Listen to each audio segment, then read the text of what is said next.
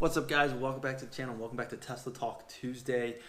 So let's just get down to it and jump right in because as most people know, Tesla has slowly been phasing out V10. So let's get right to it. So I do not have V10 yet. And I really don't think, well, I'll probably get it in some shape or form, but it's probably coming out to me last. So as most of you may or may not know, I have a 2014 P85 with the original like MCU1, whatever you want to call it. No autopilot, no AP1, no AP2, no hardware, nothing of that sort. No cameras on the car, none of that jazz. So I unfortunately do not think I'm going to get, well, I know I'm not going to get Smart Summon, but I don't think I'm going to get like streaming Netflix or YouTube or any of that streaming stuff.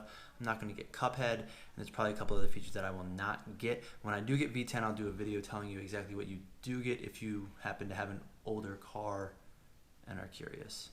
But even still, V10 has come out, and if you've been on the internet at all and searched for V10 or Tesla recently, you will probably see that a lot of people are doing some dumb things with Smart Summon. So first of all, Tesla kind of releases things such as autopilot with names that, you know, people think just work. So out of the box, people thought autopilot could literally get them from A to B from like the beginning when they first released AP 1.0.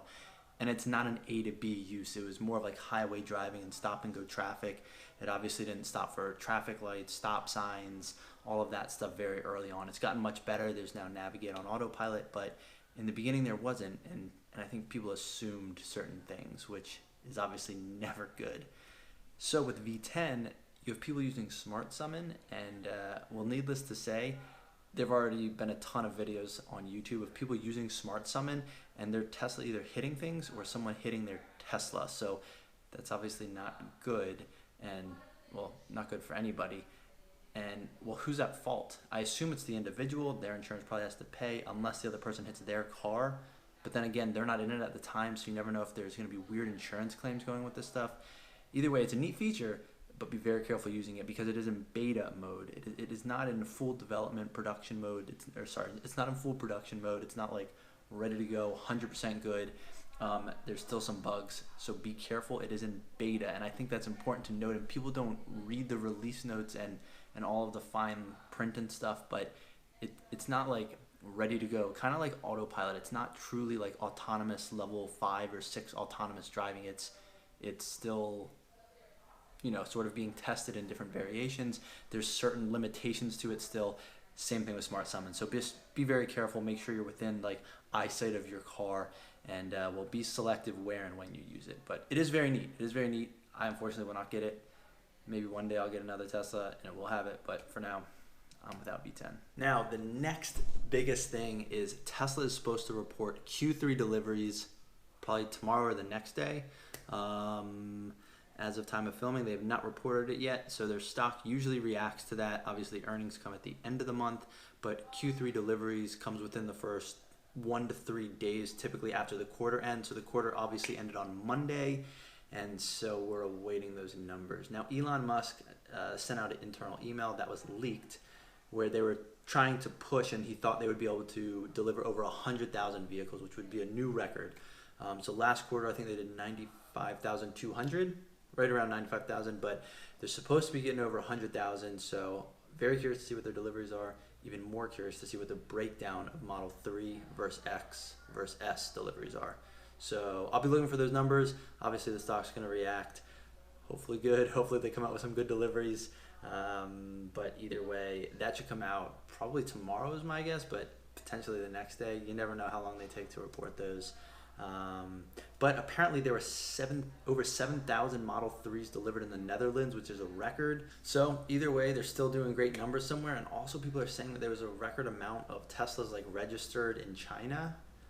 So obviously the Shanghai factory is producing cars there now.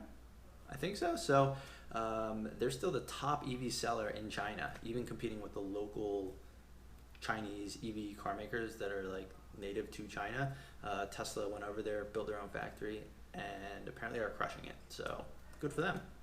Apparently Tesla is actually also working on creating a more efficient seat design with like more temperature controls. So right now a lot of people say don't run your heat in the winter, have the heat on, preheat the car while it's still plugged in at home, and then put the heat on a low setting with the seat heaters and like steering wheel warmers on, because it's more efficient and uses less of your range. So Tesla always works on improving efficiencies because you just get more range and better usage out of your car. So I'll be curious to see how much more efficient or how much more range you would get just by making the seats more efficient for cooling and heating you up without having to actually use like full-blown AC and heat. But pretty cool things. The news that also just came out, being reported by CNBC, I believe as of today, is that Tesla has acquired an AI startup with like deep neural network learning in order to help build out their robotaxi fleet. So they're hoping to use this in order to, I would assume, further push along autonomous driving. So that's pretty cool, and hopefully that comes out sooner, because I know a lot of people that bought Model 3s were thinking, oh, I could use this car to potentially have some side revenue or income being able to deploy it on the robotaxi fleet. So I don't know how soon this will happen, but it is cool stuff, and it is an awesome direction that they're going in. But yeah, deep neural network AI startup company. So I'll be interested to see what kind of technology they're able to implement with that, and how soon they can actually roll out this robotaxi idea, because I don't think it's going to be anytime soon. So one last thing that's actually really cool is in Maryland, the first gas station actually closed down all of their gas pumps and put in electric chargers. Now the weird thing is that there aren't any like Tesla specific chargers, and the only way to actually charge there is with a CHAdeMO adapter, which not a lot of people have. I don't even have one of those, but it is cool nonetheless, and it is still pushing, you know, progress towards electric cars and just the ability of charging stations and being able to charge. So it is very cool, and I hope to actually get over there soon. I'm pretty sure it's only like a 30-minute-ish drive without traffic, so I'll probably go check it out, even though I can't necessarily charge there. Apparently the owner is looking into getting, or has already ordered, 2 CHAdeMO adapters from Tesla, something like that. That way if Teslas do come in, he can give it to them to use while they charge, and then they can be on their way. So I don't really know the cost of these. I've never paid to charge. Obviously I'm gonna have to pay for the charging in my house, but I've never actually like had to swipe a card or anything to charge. I just use the supercharger network, which I have free unlimited supercharging or free charge point chargers. So yeah. Anyways, very cool concept, and awesome that this gas station owner decided to do this. Anyways, that's going to be it for Tesla Talk Tuesday. If you guys are enjoying the content, please consider liking and subscribing. But until next time, thanks for watching.